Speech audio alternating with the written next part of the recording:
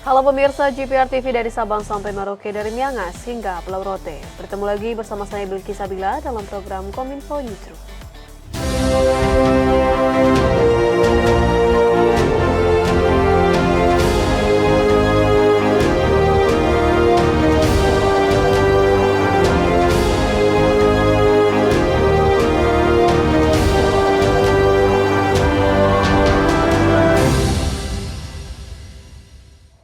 Inilah Kominfo Newsroom selengkapnya. Pemirsa, seiring rampungnya penataan ulang atau refarming pita frekuensi radio 2,1 GHz secara nasional, Kementerian Komunikasi dan Informatika tetapkan blok spektrum Indosat atau Ooredoo Hutchison dan juga Telkomsel dan XL Axiata. Denny Setiawan selaku Direktur Penataan Sumber Daya Ditjen SDPPI Kementerian Kominfo berharap pita frekuensi radio yang telah berdampingan mampu untuk meningkatkan fleksibilitas operator seluler di seluruh daerah di Indonesia.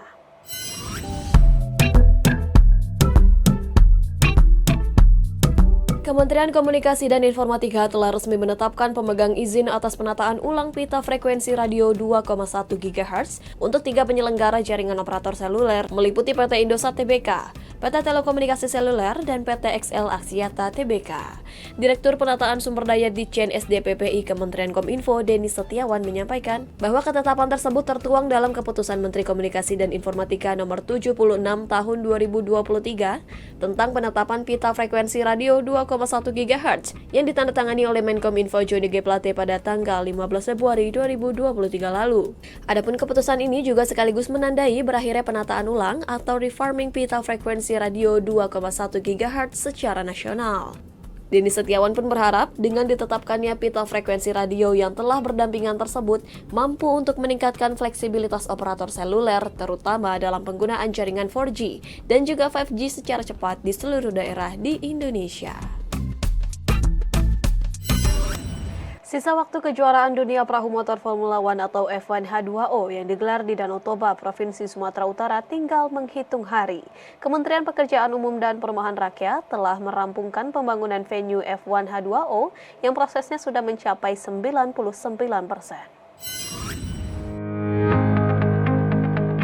Kementerian PUPR menyebut pembangunan fisik arena kejuaraan dunia perahu motor atau F1 Powerboat World Championship atau F1 H2O 2023 di Danau Toba, Sumatera Utara sudah mencapai 99,97% dan hanya menyisakan pekerjaan pembersihan area.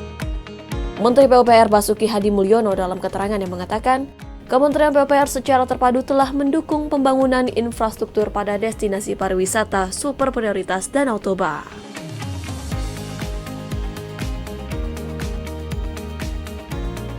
Pembangunan area F1 H2O senilai 35,9 miliar rupiah dengan anggaran APBN 2022-2023 mulai dikerjakan Kementerian PUPR sejak 30 November 2022.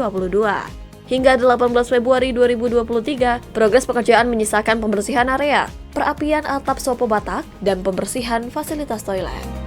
Selain itu, dukungan infrastruktur dilakukan Kementerian PUPR secara terpadu untuk pengembangan DPSP Danau Toba melalui penataan kawasan, jalan dan jembatan, penyediaan air baku dan air bersih, pengelolaan sampah, sanitasi, dan perbaikan hunian penduduk. Pendaftaran Kartu Prakerja tahun 2023 gelombang 48 sudah dibuka. Menko Perekonomian Erlangga Hartarto menyatakan pada gelombang pertama tahun ini sebagai tanda era baru program Kartu Prakerja dengan skema normal.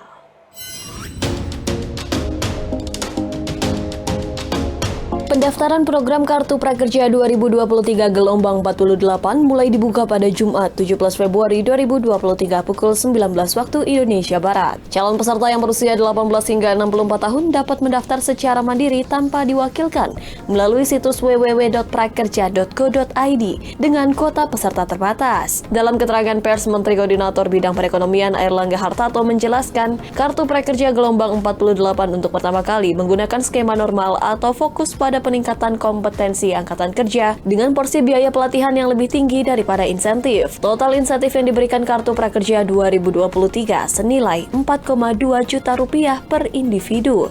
Dengan rincian, bantuan biaya pelatihan sebesar 3,5 juta rupiah, insentif pasca pelatihan Rp600.000 yang diberikan sebanyak 1 kali, serta insentif survei sebesar Rp100.000 untuk 2 kali pengisian survei.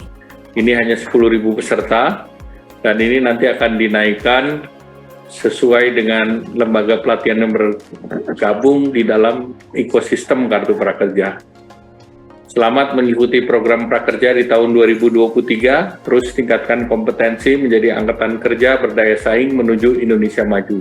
Menteri Erlangga juga mengingatkan kepada para peserta Kartu Prakerja untuk memanfaatkan bantuan yang diperoleh sebaik-baiknya sesuai kebutuhan dan minat. Adapun selama pelaksanaan program Kartu Prakerja sejak tahun 2020, sebanyak 16,4 juta orang telah menerima manfaat dari program ini di 514 kabupaten kota dari 38 provinsi secara masif dan inklusif.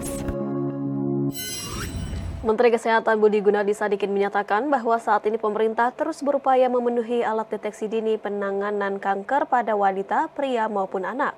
Salah satunya dengan menyiapkan mamografi dan USG di 514 kabupaten kota di Indonesia.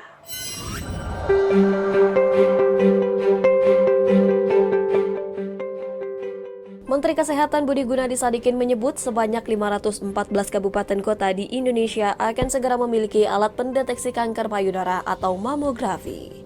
Hal tersebut disampaikan Menkes ketika memberikan sambutan pada acara Fun Walk peringatan World Cancer Day 2023 yang dilaksanakan di Kota Tua Jakarta Minggu 19 Februari 2023. Dengan tersedianya mamografi, Kementerian Kesehatan akan terus mendorong agar 514 kabupaten kota di Indonesia mampu untuk melakukan bedah onkologi dan kemoterapi, serta 34 provinsi bisa melakukan radioterapi.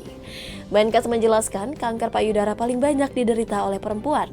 Kemenkes telah memasang 6.000 USG dan ditargetkan 10.000 USG dapat terpasang di tahun 2023. Seluruh lapisan masyarakat diimbau untuk melakukan deteksi dini atau screening kesehatan secara berkala. Sementara itu, untuk screening kanker kini telah ditanggung BPJS Kesehatan sehingga masyarakat bisa memanfaatkannya secara gratis di fasilitas pelayanan kesehatan.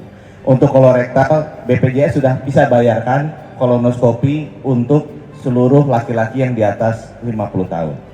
Ya.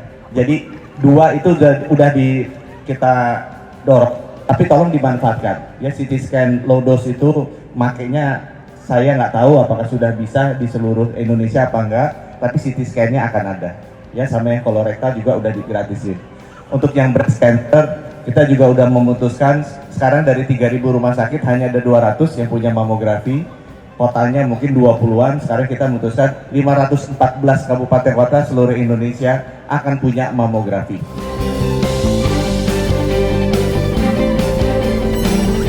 Pemirsa, informasi lainnya akan kami ulas sesaat lagi, tetaplah bersama kami.